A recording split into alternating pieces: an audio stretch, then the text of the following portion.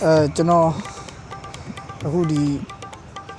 ဆက်ချေမရောက်သေးဘူးเนาะအဲ့ချိန်မှာပလီနားမှာရှိတဲ့ Muslim Family Kitchen ဆိုပြီးတော့ဆိုင်တွေ့ထားတာပေါ့เนาะအဲ့မှာဒီနေ့ဝါတော့ဖြစ်ဖို့စဉ်းစားထားတယ်ဆိုတော့အဲ့ပလီလေးဘယ်လိုရှိမလဲ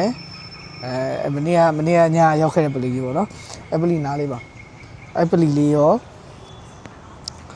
အဲ့ပလီလေးကိုလည်းလေ့လာရင်အဲ့နောက်ပတ်ဝန်းကျင်လေးမှာ Iftari Islamic တရားဝင်လေးတစ်ခုတွေ့ရောအဲ့ရဝင်လေးမှာဘယ်လိုလေးရှင်းတန်းကြလဲဘယ်လိုလေးတွေရှိလဲဆိုတာလေးတွားရောက်လေ့လာပါမယ်အဲ့တော့ကျွန်တော်တို့လိုက်ခဲ့ပြပါဦးတော့တူခေါ်လာပါတယ်2 3 1 Okay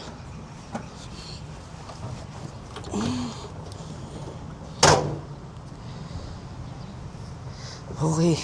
တော်တော်လေးရောက်ပြီနော်ဒီမှာတော့နည်းနည်း communication နည်းနည်းတော့ဟိုမှာဖြစ်တယ်ဟာခမာသူတို့ကမ်ဘောဒီးယားလူမျိုးတွေကခမာစကားပြောတာပေါ့နော်ခမာစကားပြောတယ်နောက်သူတို့ဟိုမြန်မာကိုတိကြမှာပေါ့ကျွန်တော်မေးတဲ့လူတွေကတော့မတိကြဘူးမြန်မာလို့ပြောရင်ဘယ်နာကလဲဘာလဲညာလဲပေါ့အဲ့လိုမှကမ်ဘောဒီးယားနားလေးဘာလေးညာလေးပြောတော့မှသူတို့ကတော့ sorry near Thailand ဘာညာဆိုတော့မှတိကြတာပေါ့နော်ဒါပြီးတော့နောက်တစ်ခုဒီနားမှာကျွန်တော်နေတဲ့ရုပ်နားမှာထူးခြားတာတစ်ခုကလေ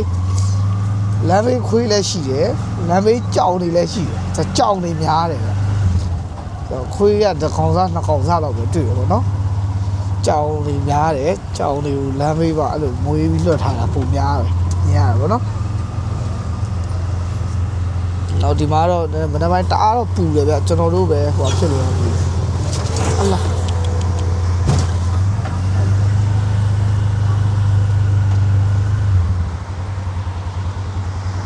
ဆိုတော့တအားပူပါတယ်မနက်ပိုင်းနေထားလေးရပါတော့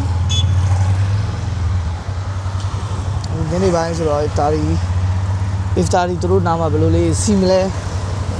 လိုလေးရှိမလဲပေါ့အားကြည့်လိုက်ပါမယ်ဒီကနေတော့တုတ်ခါတာဇပောင်ဝေးတဲ့ဆိုလဲ1000ဒီပါ1000လောက်ပေးရပါဘောနော်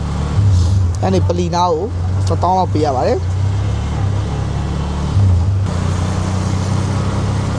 ဆိုတော့သူတို့ကတုတ်ရဲ့အချင်းပေါ့နော်တုတ်ကလေးရမစိုးပြောပါဒီမှာညဘက်ဆိုရင်တော့ဒီနေရာလေးတွေဈေးစီရောဗောနော်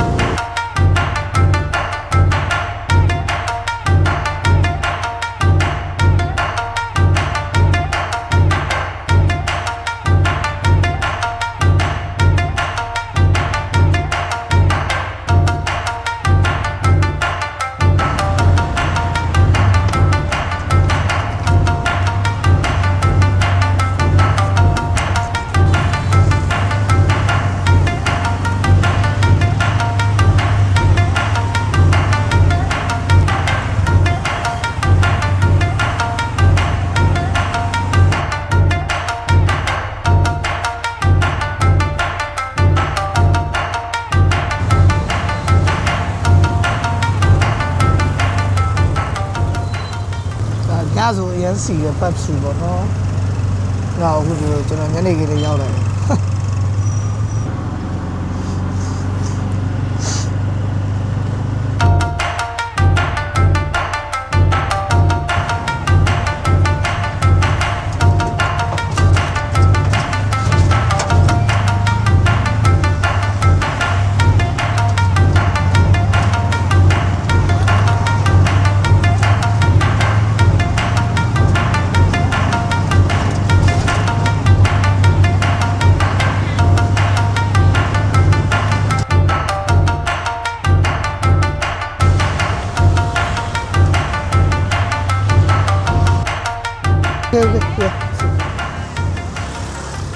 ဆိုတော့ okay ဒါကျွန်တော် Ramadan Iftari ရောက်ပါပြီတို့ဒီမှာတော့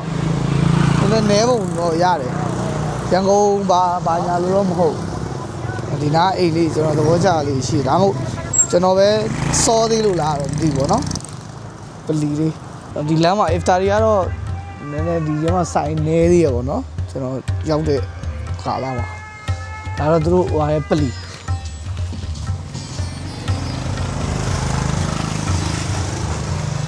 ဆိုပလီလေးအချင်းဖို့ကောင်းပါလေသူရတယ်သူမိုက်တယ်ပေါ့နော်ဆိုကျွန်တော်ဒီ Iftari လမ်းကိုတစ်ချက်ပတ်ကြည့်ပါမယ် Iftari ဘယ်မှာလေးရှိမလဲအားလေးရှိမလဲပေါ့နော်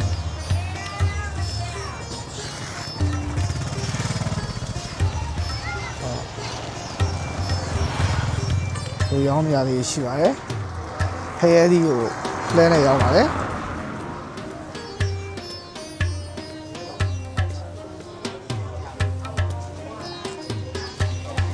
ဆိုတော့ဒီမုတ်ကလေးထွက်တာရှိရယ်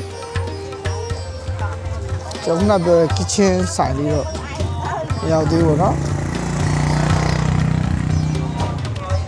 နော်လုံးဝမွတ်စလင်ရပ်ကွက်တစ်ခုလိုပါပဲအုံးကြီးလေးတွေကျွန်တော်တို့ဓမင်းဘူးလေးတွေအရန်စီရဲနေရတော့ရှိလည်းရှိမှာပေါ့เนาะကျွန်တော်မသိသေးဘူးဆိုတော့ဒီကတော့ Taste of Halal ဟုတ်အဲ့တော့ Taste of Halal ပေါ့နော်ကျွန်တော်ဒီ Arab food လေးတွေရောင်းနေတယ် Arab food လေးတွေ taste ပေးထားတယ်နော်တခြားအားကြည့်ပါဦးမယ်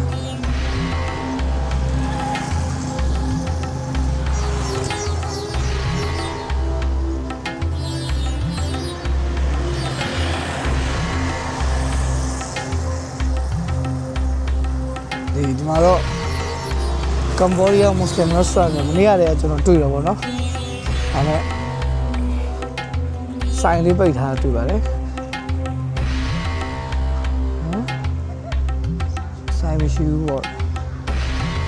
ဆိုတော့ကျွန်တော်ခုနထောက်လိုက်တဲ့ Muslim kitchen ကဘယ်နားမှာလဲမသိတော့ဘူးနည်းပတ်ရှာလိုက်ပါမယ်ဆိုတော့ကျွန်တော်ခုနထောက်ပြီးလာတဲ့Cambodia Muslim family Muslim family kitchen ဆိုတဲ့ဆိုင်လေးကတော့ကျွန်တော်လည်းမတွေ့ပါဘူးဟေး sorry နားရက်လိုက်တော့ဗောနော်ဘာလို့လဲဆိုတော့ကျွန်တော်ကန်ဆိုးသွားနေပဲကျွန်တော်ဖုန်းလေးခုနငှားလာတဲ့ Grab ပေါ်မှာကြံသွားပါတယ်ဆိုတော့အဲ Grab သမားများပြန်လာမလားဆိုပြီးတော့အဲ့နာမှာတော့ပြန်စောင့်ကြည့်တာဖြစ်ပါတယ် Grab ပြန်ခေါ်ကြဖုန်းကလည်းအဲ့ဖုန်းပါသွားတော့ဖုန်းကိုမရှိဘူးဖြစ်နေပါတယ်အဲ့တော့ပြန်ရမလားမရမလားမသိဘူးဒီဘောနော်ဒါပေမဲ့ Grab ရဲ့ဟိုဟာရှိပါတယ် Grab mail ထဲကနေဘယ်လိုပြန်ခေါ်လို့ရမလဲတော့ရောက်မှာပဲဒီချက်ကြည့်ရပါမယ်လောတယ်တော့မသိပါဘူးလောတယ်တော့ Grab တမပြန်လာမလားအမို့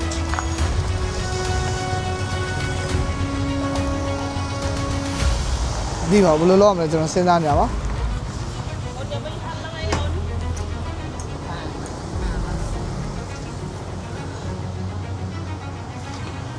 ဆိုတော့ရောက်လက်စားနေဒီမှာ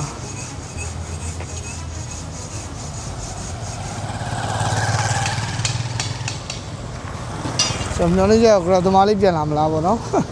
တော့ဆိုတော့အဲ့တခုပဲထားထားပါတယ်